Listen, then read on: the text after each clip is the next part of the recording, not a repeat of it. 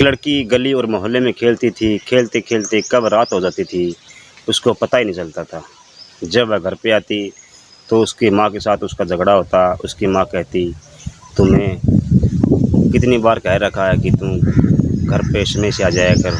लेकिन वह जो 12 साल की लड़की ये मानने को तैयार नहीं थी।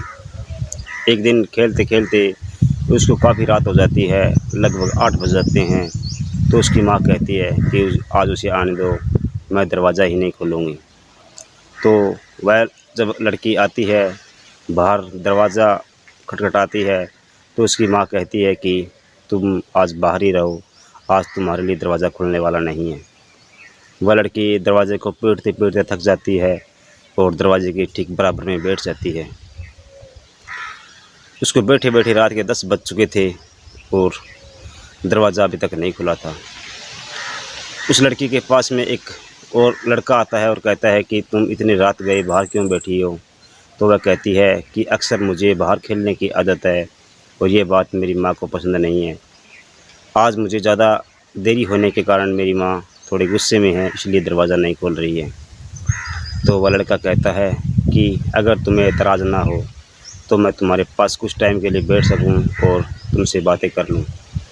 तो वह लड़का उस लड़की को साथ में लेकर बैठ जाता है और वह उससे बातें करने लग जाता है। लड़की भी धीरे धीरे अपने घर की छोटी छोटी बातें उसे बताने लग जाती है और लड़का भी अपनी बातों में उस लड़की को उलझाए रखता है। कब 10 से 11 और 11 से 12 और 12 से कब 1 बज जाता है, उस लड़की और लड़के को पता ही नहीं चलता है। शायद ये दरवाज़ा अब खुलने वाला नहीं है। वह लड़का उस लड़की को कहता है, अगर तुम्हें एतराज़ ना हो तो आज रात तुम मेरे कमरे पे चल सकती हो। तो वो लड़की उस लड़के के साथ में अब उसके कमरे पे चली जाती है। जब वो उस लड़की कमरे पे जाती है तो उसे हर चीज़ वहाँ रखी हुई मिलती है, खाने और पीने की।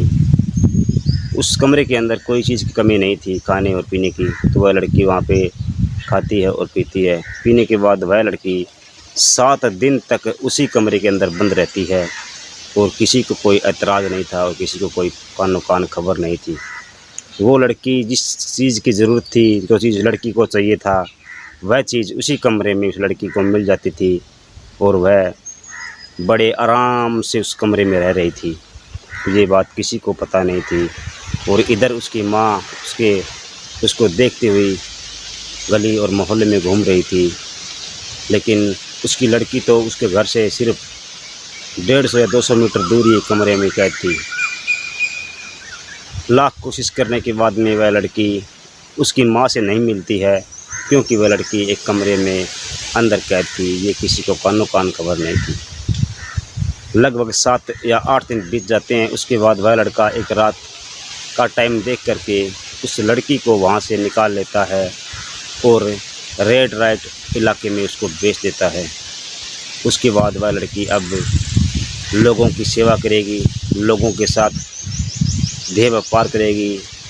वह न चाहते हुए भी दूसरे लड़कों या दूसरे व्यक्ति के साथ में शारीरिक संबंध बनाएगी, क्योंकि उस लड़के को अब बेच दिया गया था।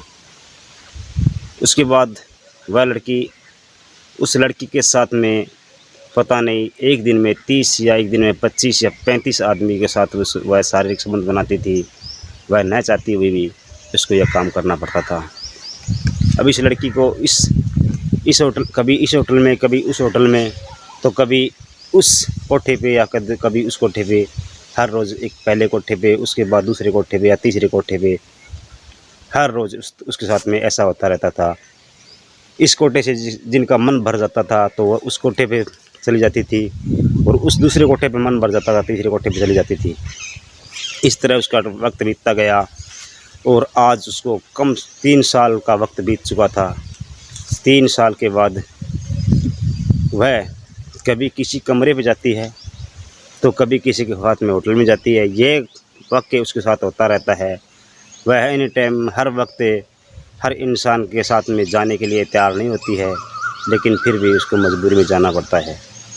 बताया जाता है कि उस लड़की को 3 साल बाद में भी एक बेटी होती है और बेटी होने के बाद उस होटल पे, जिस होटल में थी, उस होटल पे उस रात रेड पड़ जाती है और वह एक मुखबिर को मिलती है और वह मुखबिर उसको पुलिस स्टेशन में ले जाता है।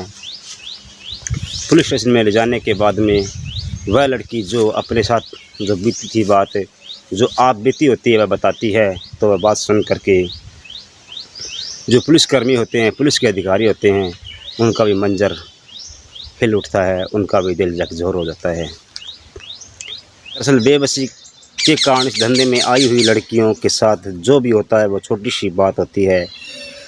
हर परिवार की उसी बात को की लड़कियां बहुत सी बड़ी बात समझ लेती है और उन्हें कोई ऐसा सहारा देने वाला लड़का मिल जाता है, उसके साथ वह सोचती है कि इसके सिवा मेरा कुछ नहीं है, यही मेरा सब कुछ है। लेकिन यही उसकी छोटी सी भूल होती है, उसके कारण वह लड़के उनसे प्यार करते हैं।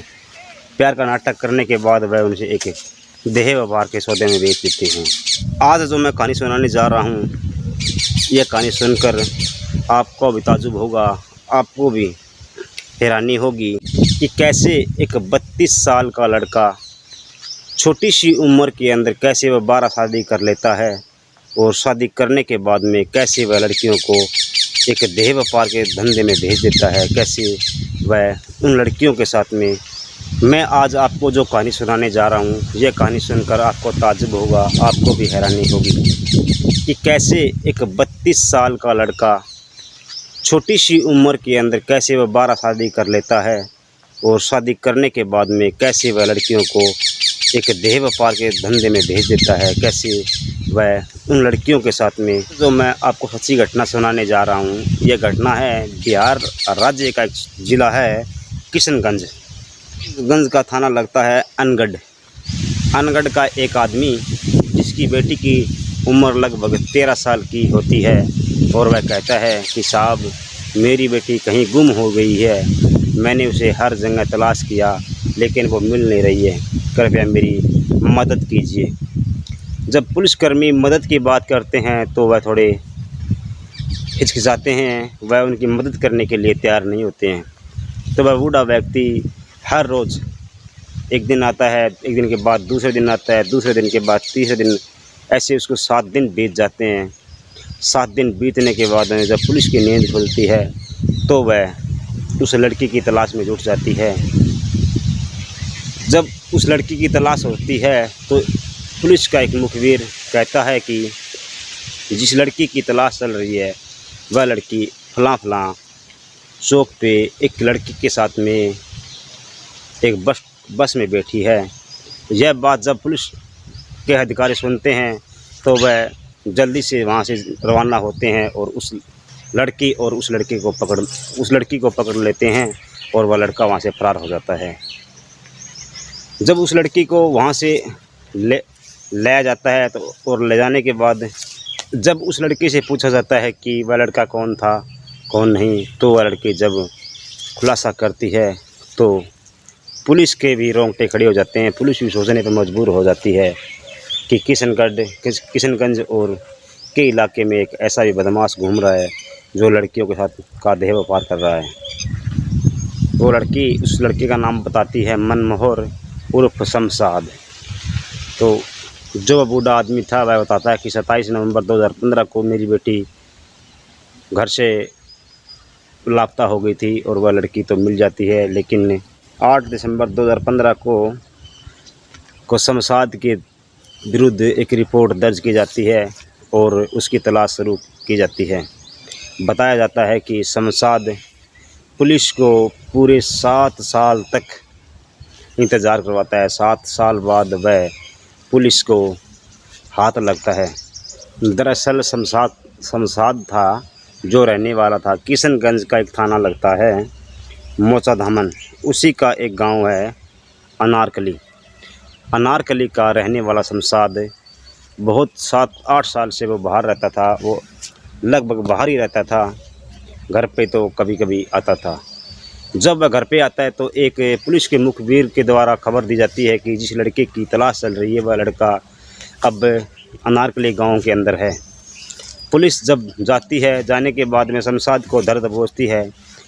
जब पुलिस ने शमशाद को पकड़ने के बाद जब वह अपनी तरह उसके साथ में पेश आती है और अपनी तरह उससे बयान लेती है, तब वह एक चौंकाने वाला वाली बात बताता है और अपने बयान में एक चौंकाने वाला खुलासा करता है। वह कहता है कि पूर्णिया और किशनगंज के इलाके से इलाकों को जो मैंने टारगेट किया था, वहाँ की लड़कियों को मैंने हमेशा अपने जुंगल में बसाया था। वह देखता था जिस लड़की के साथ में थोड़ा बुरा व्यवहार हो रहा था, उन लड़कियों को वो टारगेट करता था। उन लड़कियों के साथ में होकर के वो लड़कियों को बुलाता पहचाता था। किसी को चॉकलेट देकर, किसी को ब्रासलेट देकर, ऐसे ऐसे धीरे धीरे वो लड़कियों के पास जाता था। पास जाने के बाद में धीरे धीरे वह उन लड़कियों से दोस्ती बढ़ाता था। दोस्ती बढ़ाने के बाद में जब वह लड़कियां घर वालों के विरुद्ध बगावत कर देती थी, तब वह उन लड़कियों के साथ में अपने प्यार का इजहार करता था और कहता था कि मैं तुमसे बहुत प्यार करता हूं और तुमसे शादी करना चाहता हूं और तुमको इतना खुश रखूँगा कि तुम ज़िंदगी में कभी सोच नहीं सकती हो।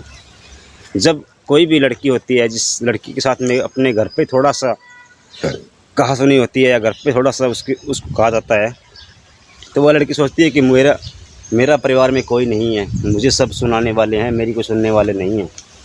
इसी के कारण लड़कियां हमेशा एक ऐसे जुंगल में फंस जाती है। वो जब उसका लास्ट का इंतजाम होता है, लड़कियां हमेशा ही पछताती है कि ये मैंने क्या कर दिया। उसके बाद वह शमशाद नाम का व्यक्ति लड़कियों को कहता है कि मैं तुमसे शादी करना चाहता हूँ। वह बला फुसला करके लड़कियों के साथ शादी करता है और वह कहता है कि मैं 1 या 2 महीने लड़कियों के साथ में रहता हूँ। जब मुझसे मेरा मन भर जाता था तो मैं लड़कियों को यूपी या पश्चिम बंगाल में जो रेड लाइट एरिया है वहाँ पे उनको मैं भेज दिया करता था। उसके बाद मैं एक नई लड़की की तलाश करता था और ऐसे ऐसे करके मैं धंधा चला रहा था। तो वो कहता है पुलिस ने उसकी कुंडली खंगोली। जब उसको पता चला कि उसने ऐसे करके 12 लड़कियों के साथ शादी की है और 12 लड़कियों के साथ शादी करने के बाद उन 12 की लड़कियों को उसने देह व्यापार के धंधे में धकेल दिया। लड़कियां न चाहती हुई भी हर व्यक्ति के साथ में संभोग करना पड़ा, उसको शारीरिक संबंध बनाना पड़ा। ये ऐसा घिनौना अपराध इन्होंने किया था। उसके बाद कुंडलियाँ जब शमशाद की पुलिस ने कुंडली खंगोली तो पता चलता है कि उसने 6 शादियाँ तो ऑफिशियल रूप से की थी और 6 शादियाँ थी जो वैसे ही प्यार के में मंदिर और मस्जिद में ऐसे जाकर उन्हें की थी। शमशाद को पूरा बयान देने के बाद में पुलिस अरेस्ट कर लेती है। अरेस्ट करने के बाद में उसकी सुनवाई होती है और उसको जेल भेज दिया जाता है। तो ये कहानी जो सुनाने का मेरा उद्देश्य किसी को दुखी करना या किसी पर ठेस पहुंचाना नहीं था। मेरा ये कहानी सुनाने का उद्देश्य सिर्फ हर व्यक्ति को जागरूक करना था कि अपनी लड़की हो या लड़का, उनको बराबर समान अधिकार दें, उनके साथ बुरा व्यवहार न करें। और लड़कियों को, अगर लड़का अपना प्राइवेट में पढ़ रहा है तो लड़की को प्राइवेट में पढ़ाएं, अच्छे स्कूल में पढ़ाएं। अगर लड़के को कोई चीज़ ला के दे रहे हैं तो लड़की को वो चीज़ ला के दें। हर लड़की को साथ में सम्मान करें, इससे कि ऐसी कोई भी लड़की ऐसे रेड लाइट एरिया में न जाए और वह न चाहते हुए भी ऐसा धंधा न कर पाए। तो धन्यवाद दोस्तों, मिलते हैं कल एक नई वीडियो में। तब तक के लिए धन्यवाद। जय भारत, वंदे मातरम।